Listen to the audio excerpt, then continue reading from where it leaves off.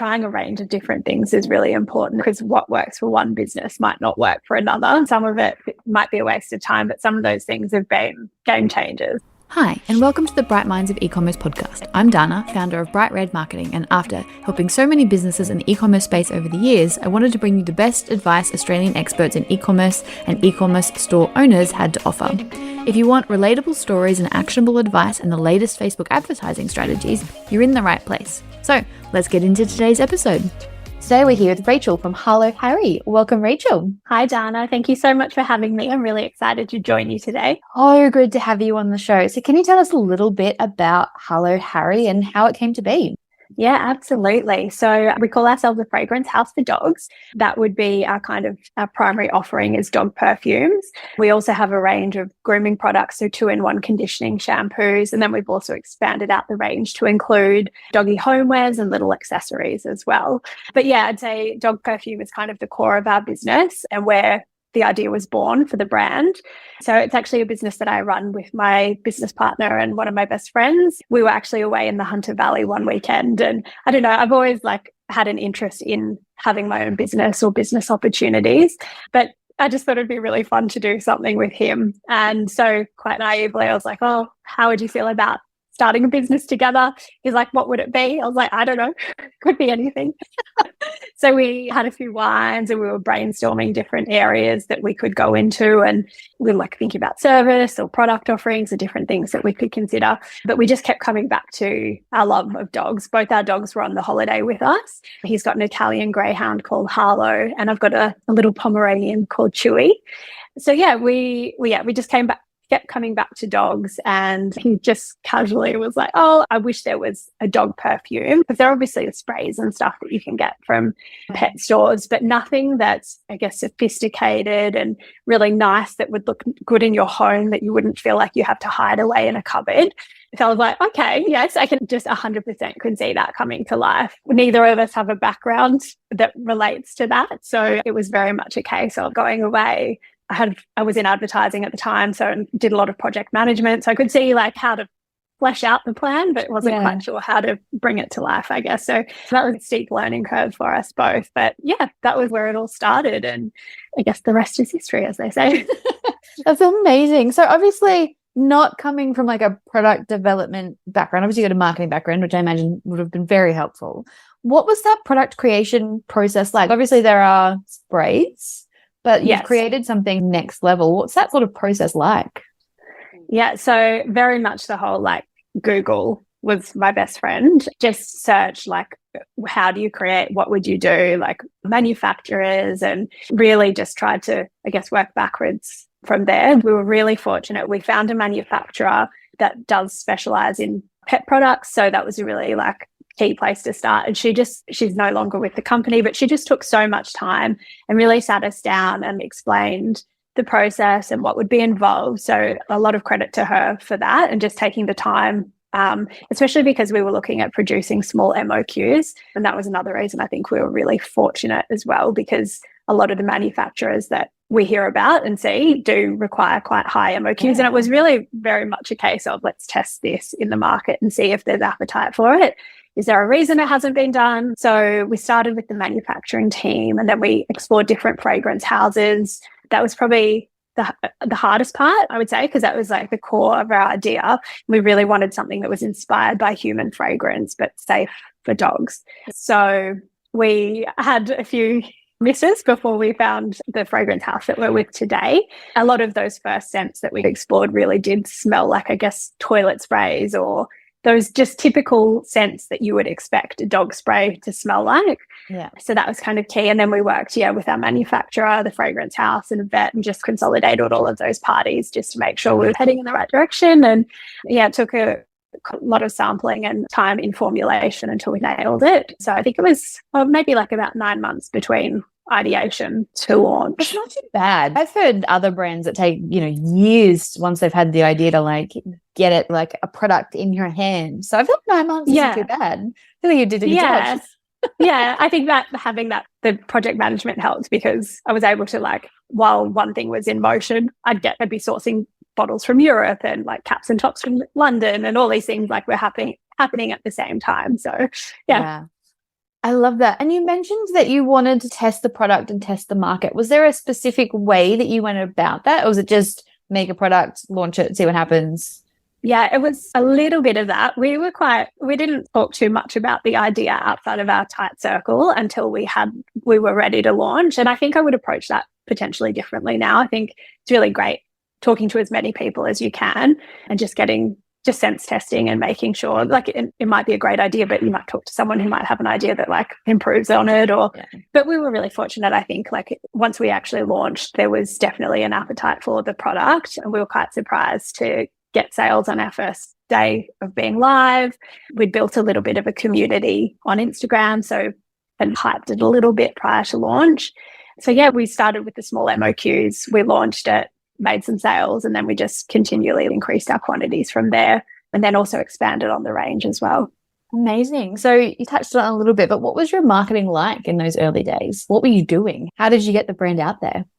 Yeah, it was all organic. There was no sort of paid marketing in any way. We started, I think, our Instagram account maybe 3 months or so prior to launch. And I think that was key for us at the time. It was very much like cute dog pictures, funny dog things, because of like dog, but in alignment with like interiors and being a product that looks good as well and is aesthetically pleasing. We'd also post like nice homes and dogs in nice homes and just kind of built the audience that way. And then maybe like a month prior to launch, we started to drop little hints or product, like a little snippet of a product image that would give a clue, but not too much away. So that was definitely kind of the biggest thing for us. We weren't on TikTok or anything then. I don't know if TikTok was around in 2019. It probably was. 2019 was 4 years ago. That's terrifying. Yeah, it is. Look, it would have been close if it wasn't. Yeah. So it was primarily Instagram, Facebook, word of mouth. And that's definitely where we started. And then we were fortunate to get into some like boutique stockists as well. And I think just the nature of the product, being able to get it in front of people as well so they could smell it and experience it, did really help. And then everything kind of grew from there. Yeah, amazing. And what's your marketing look like now? Like obviously to be on a much bigger scale, but what sort of are your main marketing tactics these days? Yeah, so email marketing, we do a lot of Facebook page, we do TikTok organically, and that's something that we will start to explore. But I think I'd rather grow it organically first and see where that takes us. I think there's still a great opportunity on TikTok, and it's almost where Instagram was way back when, so you still can grow. TikTok's having its moment. Yeah, exactly. And Google ads, we do Google ads. What else? We've dabbled in Pinterest paid, but I actually find Pinterest as an organic platform as well. Like the amount of monthly views we get is pretty high. So that's great. It still gets really forgotten. Like it's one of those things that some brands do so well and everyone just forgets that it exists at some point. I've not seen too many people have much success with Pinterest paid, but Pinterest organic tends to do quite well for the people who do it well. Yeah, completely. And like on paid, we weren't losing money. Like we were getting like the return on investment was there, but just not, it wasn't worth it in the long term for the effort. So again, not to say we won't explore it in the future, but at the moment, the organic side of things on Pinterest is working quite well. Yeah, amazing. I love that. And I know that you get some really cool PR opportunities. Is that a big part of your strategy? I know people really love getting PR, but not a lot of people know how to go about getting it. Do you have any tips on how you've gotten those sorts of opportunities?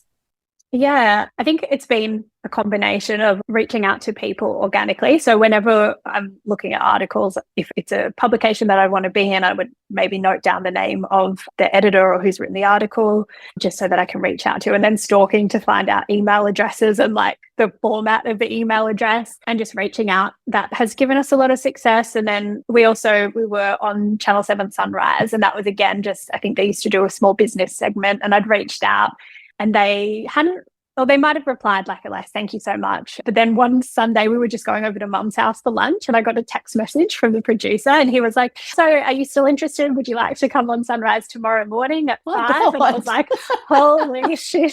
That's some notice. Thank you. I know. I was just a bit of an anxious wreck for the whole rest of the period until the segment was over. And it's live TV as well. So just really throwing myself in the deep end. That's terrifying. I cannot imagine getting that little notice to be on national TV. To be honest, it was probably good. I think not having the notice, at least I didn't have time to overthink it or cook about it.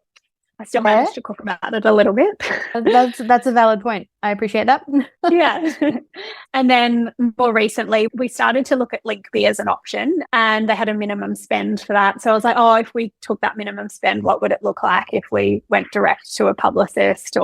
So I was recommended someone through a friend. So if anyone wants to reach out to me for her contact, her name's Eve, and she was so wonderful. She just secured us so many pieces. So she started by, what are your dream publications? Where would you like to appear? And at the time, I really wanted to be in Daily Mail because a lot of the businesses that I aspire to have been featured.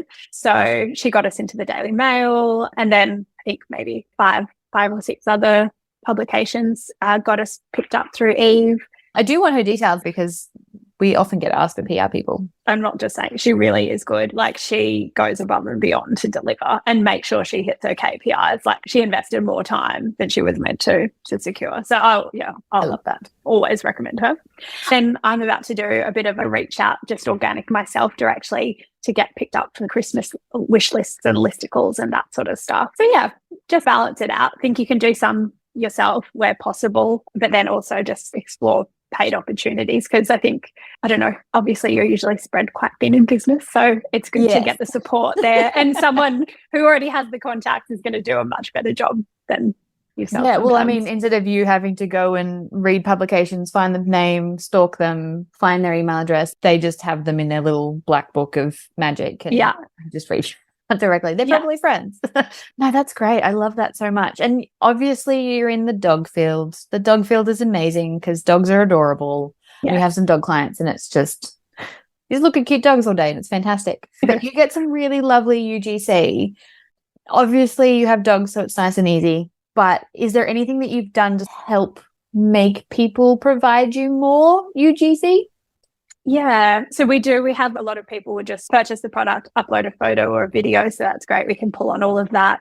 We used to focus on influencer marketing a lot more, but now when we get reach outs, I actually look at those as more UGC opportunities, because it's not like something that you can just be shooting yourself all the time unless it's featuring our dog all the time. So it's nice to have that variety and content. Yeah, you want it to be more than one dog. Otherwise it looks like you don't actually have any customers. Like, it needs to have that.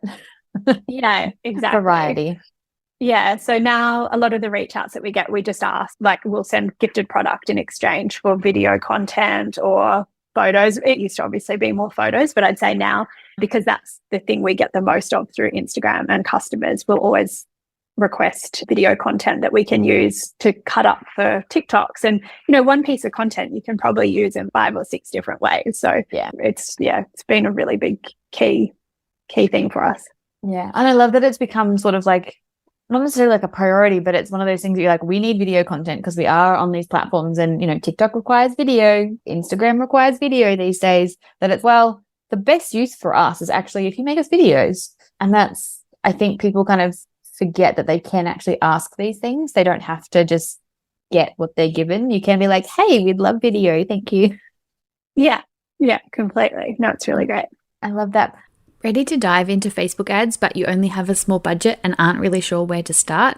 We have a free 5-day email challenge that I would love to have you join us on. All you have to do is head to sprint.brightredmarketing.com.au, and you will get 5 days of really actionable insights into making sure that you make the most out of your Facebook ads, make sure that you're profitable, and I share with you how to make my absolute favorite ads of all time. So let's get back to today's episode. You said you got your business partner. What do you find that relationship like in terms of having another person in the business?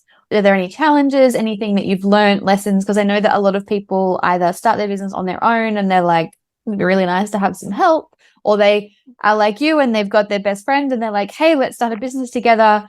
And sometimes people enter that relationship naively and then there's problems, and sometimes it just magically works. Is there any sort of like tips or words of advice or wisdom that you've got after being in business together?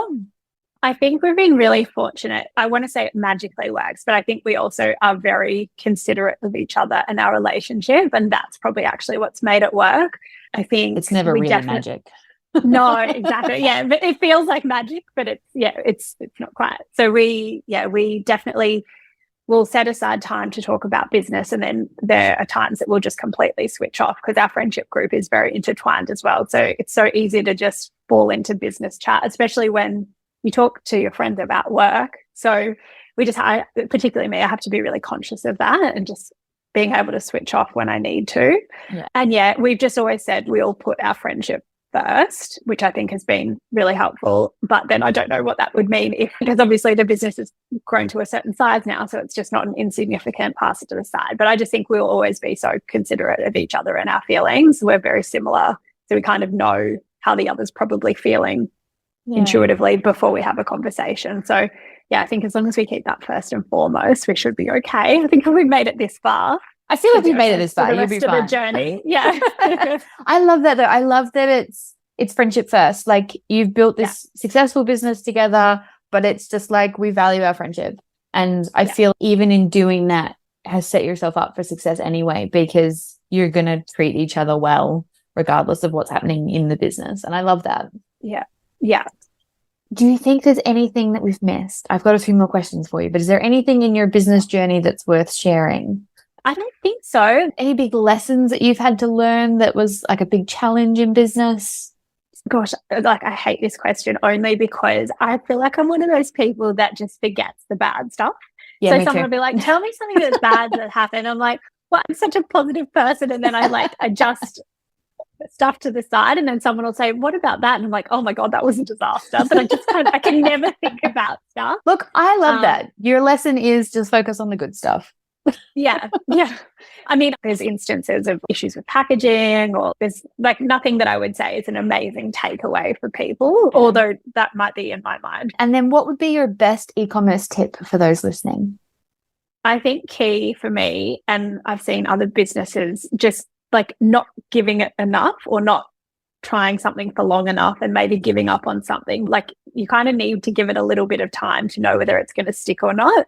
I think trying a range of different things is really important as well, because what works for one business might not work for another. So I'm always like listening to podcasts or watching things and just implementing stuff that I pick up. And some of it might be a waste of time, but some of those things have been game changers. So I think it's just being consistent, always showing up, trying things for long enough, because you just never know like what will be that thing for your business.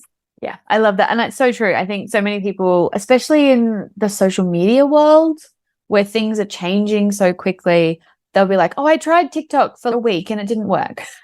And you've got to invest. You've got to give it a bit. If you tried to build your email list, gave it 3 weeks and then gave up, that's not enough time. Yeah. So I think that's really solid advice of you've got to give these things time and give them a real good solid crack first. Yeah, absolutely. I agree. And you mentioned podcasts. Do you have a favorite podcast? I've got a few. I always consume a lot of business content as well. So my regular podcast that I've been listening to for so long is Shameless. I don't know if you've heard of that, but I listen to it every Thursday, and it just, I don't know, it's just a breath of fresh air for me, because I feel like it is something that just puts me completely out of my little business world. And to get out of that space. Yeah, and they're just funny, and it keeps me feeling young because I'm like up with the celebrity gossip. And then I really love Mindset Mentor as well, because I think as well, just being in business and so all consuming, you can really get in your head. And if you've got a small team or you work solo, just having just that sort of outside voice of reason really helps. And I've got so many actionable tips from that. And then I've always got a new favorite in the business world, but I really love the Lazy CEO podcast. She's just obviously launched recently, and she's got some really interesting guests on as well. Yeah, I love that concept too about being lazy. It's like the anti-hustle culture is my jam. So I need to listen to that one. I've seen it around. I haven't had a chance to listen yet, but I'm very anti the hustle. So it sounds like it's right up my alley. Yeah, it's a nice casual chat as well, which I like. I always like those. I don't like the grill you for the first half an hour. And then do you have any strategies or habits that you follow each day to help you stay on track in business? Yes. So I'm really a creature of habit. So I have a really strict routine even outside of work. I'm always quite stretched. So certain days of the week I'll get up and go to the gym, and I'll either do Pilates or run club. And then when I get home, I set aside time to meditate, and I do an ice bath at home as well most mornings. I used to hate it when I started doing it, and it was like making myself do it. But now my mindset about it is I get to do it and I just really enjoy it. It's 5 minutes of peace. Although sometimes my daughter is in the background yelling at me and I just pretend she's not there. So those are kind of my key. They really help with mental wellness. And then in the business, I'm really good at blocking time in my diary and trying to stick to that. And I always feel like the busier I am, the more productive I am as well. I'm the same. I don't know what it is. I don't know what it is either, but it's like you've got enough on so you get more of it done because there's less time to do it all, maybe? Completely. And you have so much to do in a day. So you're like, really, I've got this hour, I'm going to smash this out. And I used to be quite bad at jumping between tasks or like starting something and then jumping to something else. But now I'm like, close the emails down, don't pick up the phone, finish this one thing and then move on to the next thing. Yeah. And my sort of time where I'm most creative and productive, I guess, is unfortunately really early in the morning. So I just get up at 4, even on the days I don't go to the gym, and I just work for a block, and then doesn't really matter as much what happens throughout the day because I know that I've ticked that off. Fair enough. I'm not a get up at 4 o'clock in the morning person, but good work. I know lots of people that are very productive at that time of day. Yeah, I do drink a lot of coffee to kind of get through. Fair enough. And if people want to visit you, find out more about Harlow Harry, have a look at what you're doing, what's the best way for them to find you? Yeah, so we're on Instagram and TikTok at Harlow Harry, on Facebook at Harlow Harry Sydney, and our website is harlowharry.com.au. Wonderful. Well, everyone go have a look. Their products are beautiful and also lots of cute dogs, so you can't lose there. And I hear you have a special offer for our listeners. Yeah, so we set up a discount code for your listeners. It's Bright Minds 15. And if you enter that at checkout, it'll get 15% off any of our range. Thank you so much. We always love getting little gifts for our listeners, and your products are amazing. So I'm excited to hear how everyone finds them. Thank you so much for joining us. It's been an absolute pleasure having you on the show. Thank you so much, Dana. It's been great chatting to you. Thanks for listening to the Bright Minds of E-commerce podcast. As always, you'll find the show notes at brightredmarketing.com.au/episode 51. Thanks for listening.